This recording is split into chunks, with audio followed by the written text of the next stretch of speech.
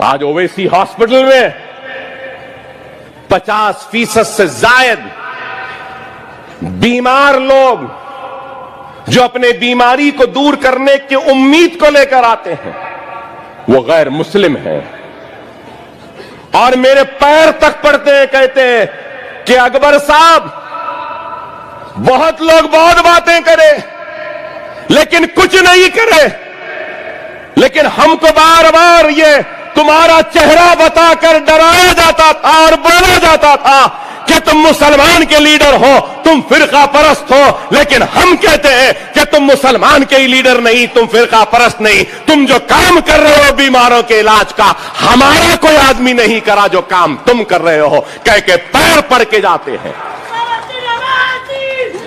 ارے آج یہ کام ہمارا ہے، ہمارے اداروں میں۔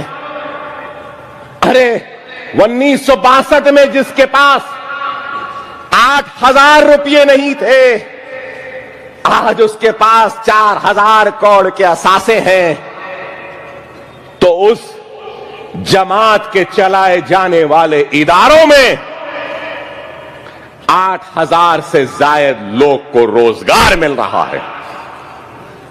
میڈیکل کالج اویسی اور اسرا ہاسپٹل میں 4,500 لوگ برسر روزگار ہیں، 4,500۔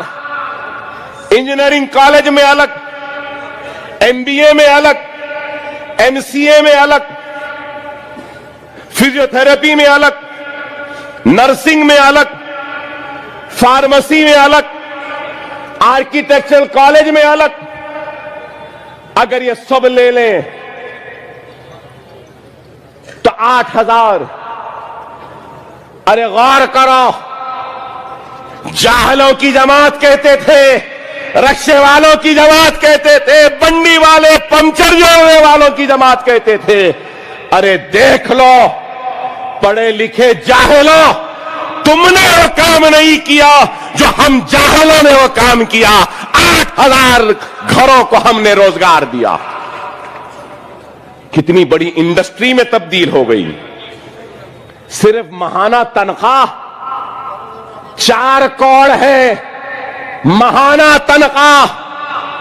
آپ کو معلوم میڈیکل کالج اویسی و اسرا کا سالانہ بجٹ 200 کروڑ کا ہے، 200 کروڑ۔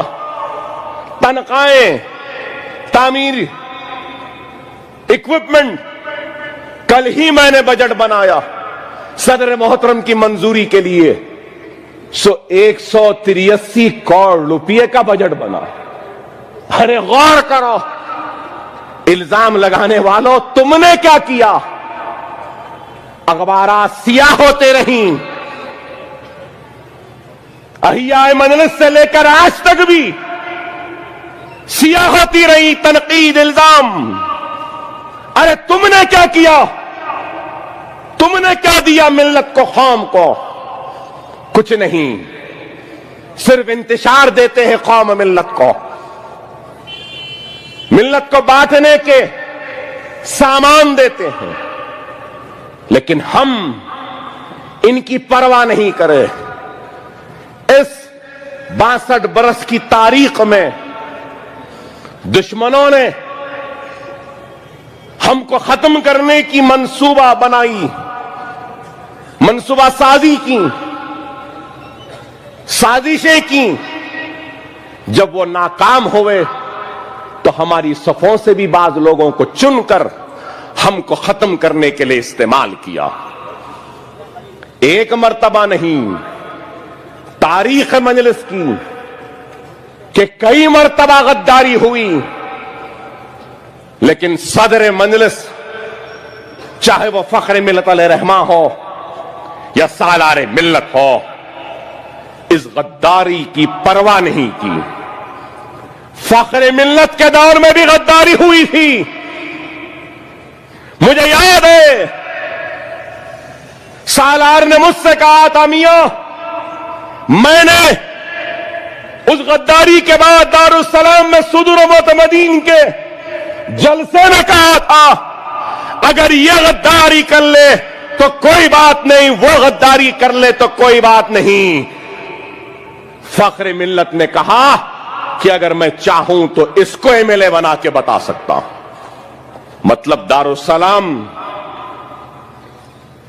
में फख्र मिल्लत की खिदमत करने वाले खादिम के तरफ, दारुस्सलाम के चपरासी के तरफ अपनी उंगली बताकर बताई थी कि अगर मैं चाहूं तो इसको एमएलए बनाकर बता सकता हूं।